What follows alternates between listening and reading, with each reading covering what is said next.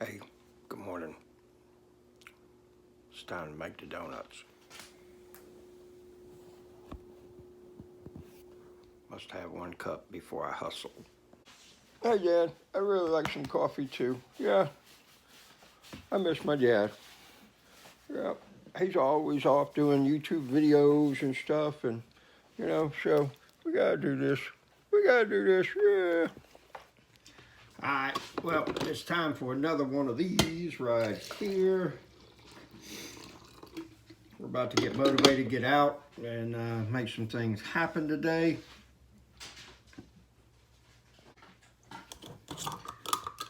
You gotta have a little bit of honey in your coffee.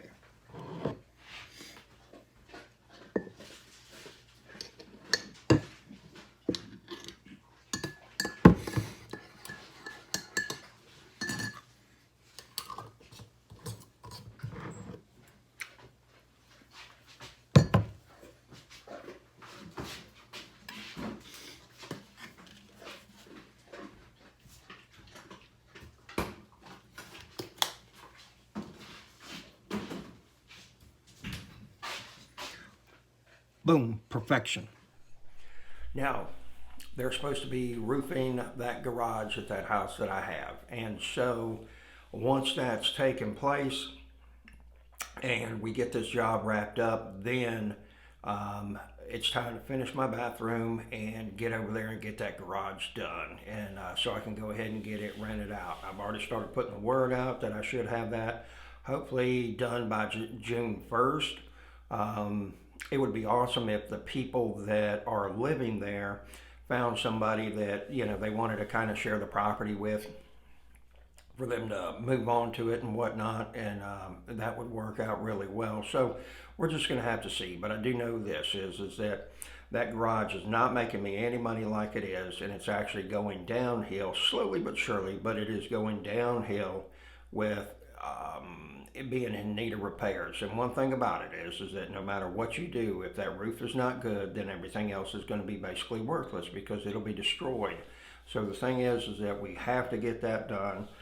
And once that project's out of the way, then I've got a house that's been sitting for about a year and a half, 2 years, and I paid too much for it. But the reason that I did, I own 2 other houses on the street, which I will tell you this: if you are in the rental business, it is so advantageous for you to own multiple houses on the same street because a couple of different reasons. One, you can kind of control the way the street goes because of the tenants that you rent to, okay? And that's absolutely critically important because if you got people that are, parking 50 cars in the front yard and pulling motors and throwing motor oil out, or, playing loud music at 2 o'clock in the morning, your neighbor's gonna get mad.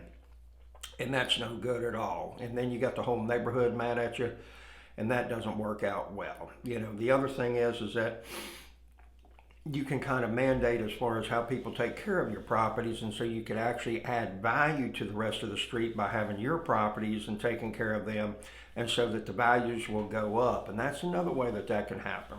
The other thing is that I ride by all my properties on a weekly basis just to drive by and see what's going on, see how things look and everything like that. Because in my leases, it does say that if you have any vehicles in the car, they must be able to move under their own power. And if they're out there and got 4 flat tires or something like that, well, that's not going to happen. The other thing is that what you do is make sure that they're taking care of your properties on a regular basis.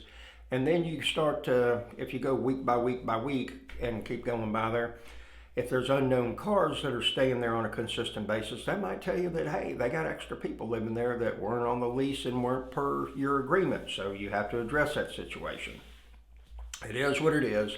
And I still love my rental properties and wouldn't trade them. So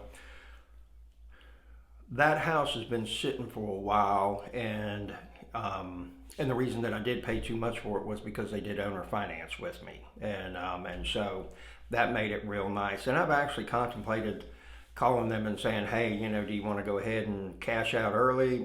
I'll make you an offer of this much and see if they bite. But then I'm thinking, if I take that money and the payment's only $189. And so if I took 12 or 15,000 and I actually put into the house and we got it rented, then I'm asking myself, well, did it really make sense for you to take that money and, because it's a 10-year loan, and it's like, that money is so cheap as far as what I'm having to pay for it, it doesn't make sense for me to make an offer and pay it off early, even at a discount. Now, if they were willing to take $5,000 for it and go ahead and settle up, that might be a whole different story. But I don't think that they are. There is another house that I have bought within the last 2 years that I was thinking about doing that, and that payment on that place is like $320 a month. And I don't know if that makes sense about trying to get rid of that payment either. So, it's a good position to be in. I just really would like to get the garage and that other house fixed up, get those things rented out so we can go ahead and start making some money with them. And, it's all about the cash flow, folks.